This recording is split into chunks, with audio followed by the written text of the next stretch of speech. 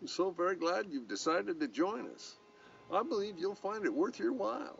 Today we'll be sharing my understanding and unique insight into Samson, one of the famous judges of Israel. Now last week we learned that God made Samson a Nazarite from birth, and his holy duty was to work toward freeing God's people from the Philistine rule. Unfortunately, we also learned that Samson, like Jephthah, was a judge with many flaws, some disgusting, some downright criminal. But most important, he paid little attention to his Nazirite vows, and even less to God's wishes. We're picking up the story in Judges 14:10 through 20. Now his father went down to see the woman, and there Samson held a feast, as was customary for a young man. Customarily, these feasts last a week and feature plenty of heavy drinking. Now, under normal circumstances, the groom would have had 30 companions with him, his friends and relatives. But nothing involving Samson is normal. He brought no one, so the Philistines chose 30 men to be his companions. Now, this was a perfect opportunity for them because they feared Samson. And they were able to appoint 30 strong, hard men as his companions and to keep an eye on him. Reading now from verse 12. Let me tell you a riddle, Samson said to them. If you can give me the answer within the 7 days of the feast, well, I'll give you 30 linen garments, 30 sets of clothes. Well, tell us, they said. Well, he replied, out of the eater, something to eat. Out of the strong, something sweet. Now, if you can't tell me the answer, you must give me 30 linen garments and 30 sets of clothes. Well, sir, Samson presented his riddle to these companions, offering rewards if they could solve it within the 7 days of the feast. But if they failed, they would owe him the same rewards. Unable to solve the riddle for 3 days, they resorted to pressuring Samson's wife, threatening to kill her and her family by burning them alive, accusing her of plotting to steal from them. Reading now from 16. Then Samson's wife threw herself on him, sobbing, You hate me, you don't really love me. You've given my people a riddle, but you haven't told me the answer. I haven't even explained it to my father or mother, he said. So why should I explain it to you? She cried the whole 7 days of the feast. So on the 7th day he finally told her, because she continued to press him. Seems a big, strong, tough Samson. He could single-handedly take on hundreds of heavily armed fighters, but he couldn't protect himself from a woman's tears. She in turn explained the riddle to her people, and before sunset on the 7th day, the men of the town said to him, What is sweeter than honey, and what is stronger than a lion? Well, Samson responded, If you had not plowed with my heifer, you would not have solved my riddle. Then the Spirit of the Lord came powerfully upon him. Yikes, there's those words again. It's about to get real messy.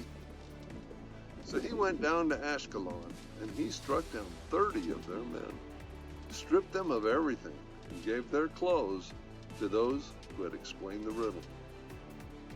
Burning with anger, well, he returned to his father's home. And Samson's wife, well, her father gave her away to one of the assigned companions who had attended Samson at the feast. Now in this passage we see both the strength and the weaknesses of Samson. It highlights his incredible physical strength given by God's Spirit as he overcame 30 armed Philistines.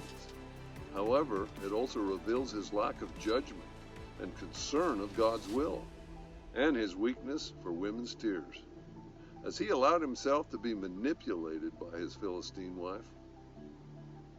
Later on, at the time of the wheat harvest, I'm reading now from Judges 15:1 through 8, Samson took a young goat and went down to visit his wife. He said, I'm going to my wife's room. But her father wouldn't let him go in. I was so sure you hated her, he said, that I gave her to your companion. Now isn't her young sister more attractive? Take her instead. Samson said to them, This time I have a right to get even with the Philistines. I will really harm them. So he went out and he caught 300 foxes, tied them tail to tail in pairs. He then fastened a torch to every pair of tails. He lit the torches and let the foxes loose in the standing grain of the Philistines. He burned up the shocks and the standing grain, together with the vineyards, the olive groves. And when the Philistines asked who did this, they were told Samson, the Timnite's son-in-law, because his wife was given to his companion. So the Philistines went up, and they burned her and her father to death. Samson said to them, "Since you've acted like this, I swear that I won't stop until I get my revenge on you." He attacked them viciously and slaughtered many of them. Then he went down and he stayed in a cave in the rock of Edom. So here we have Samson, who had been married to a Timnite woman, but unfortunately her father made the decision to give her away to someone else. He chose to extract his revenge, not on the father, but on the entire region of the Philistines. As a result of Samson's bloodthirsty act of revenge, the Philistines, reacting to Samson's actions, decided to burn both the woman and her father to death.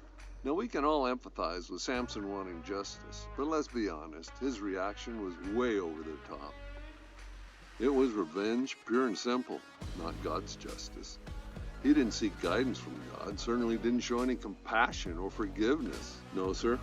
Once again, it was all about Samson, his wants and needs, let's face it.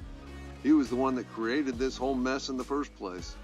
Still, God knew this about Samson and used his volatile nature for his purposes. Well, that brings an end to part 2, starting to really heat up. So you really don't want to miss what's about to happen. So until next week, God teaches us about love by giving us difficult people to deal with. Till next week.